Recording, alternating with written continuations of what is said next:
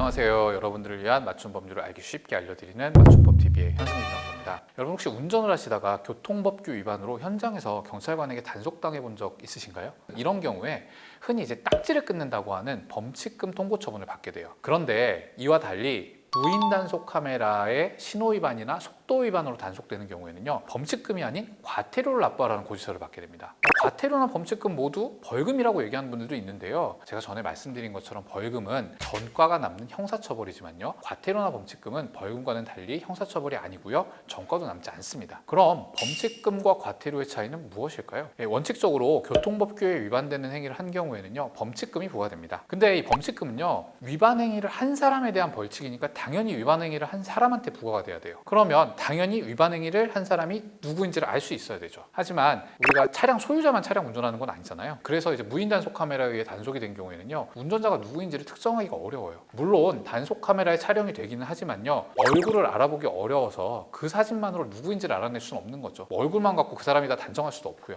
비슷하게 생긴 형제자매일 수도 있잖아요. 그런데 현장에서 바로 단속이 되어서 신분 확인을 거치는 경우와 달리 이렇게 운전자를 특정하지 못하는 경우에는요, 제재를 못해 이렇게 해버리게 되면은 무인 단속 카메라 있으나 마나한 게 되죠. 그래서 도로교통법에는요, 영상 기록 매체로 위반 사실이 입증이 되었음에도 위반 행위를 한 사람이 누군지 성명이나 주소를 알 수 없는 경우에 그 운전자를 고용한 고용주나 차량의 소유자에게 과태료를 부과할 수 있도록 되어 있어요. 결론적으로 운전자를 특정할 수 있으면 범칙금, 운전자를 알 수 없으면 과태료가 부과됩니다. 그리고 과태료 통지를 받은 경우에 내가 운전했어 이걸 인정을 하게 되면요, 운전자가 누구인지 밝혀진 게 되죠. 그러면 과태료는 범칙금으로 변경이 됩니다. 경찰청 교통민원 24 여기서 무인 단속 내역 범칙금 전환 메뉴를 통해서 온라인으로 하실 수도 있고요. 그리고 당연히 이제 반대의 경우 범칙금을 과태료로 바꾸는 건 안 되겠죠. 누군지 이미 알았으니까. 여기까지 설명을 드리면 그럼 어차피 돈 내는 건데 과태료나 범칙금이나 무슨 차이냐고 하시는 분도 있겠죠. 근데 과태료가 일반적으로 한 10,000원 정도 비쌉니다. 대신 범칙금의 경우에는요, 벌점이 부과가 돼요. 누가 운전했는지 아니까. 그래서 벌점이 누적되는 경우에는 면허가 정지되거나 취소될 수도 있고요. 그래서 이제 과태료를 부과받은 경우에는 이거를 잘 생각을 하셔갖고 범칙금으로 변경할지 고민해서 결정하시면 돼요. 이게 예컨대 시속 20km 이하의 속도 위반의 경우에는요, 벌점이 없어요. 그래서 승용차 기준으로 해서 40,000원인 과태료를 내는 것보다